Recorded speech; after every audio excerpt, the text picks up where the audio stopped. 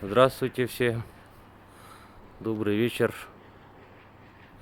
Вот типичный пример неправильного монтажа сэндвич-панелей. Ну, сэндвич-панели это правильно смонтировали. Что именно они неправильно сделали? Ну, то есть, что они не сделали? Не вырезали вот это,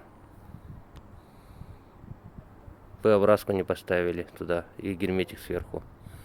Здесь тоже между вот этим ребром сверху, которое, и где нижняя часть, туда между металлами и полистиролом ножом вырезается вот такое примерно расстояние, пару сантиметров, вставляется П-образка, герметик идет и саморез. Вот. А снизу сюда, ну, короче, уже туда вода не попадает.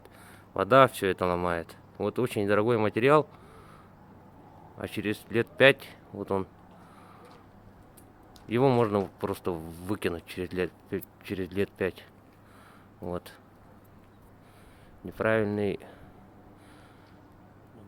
ну, монтаж-то правильный, просто халтура, короче. Вот так вот.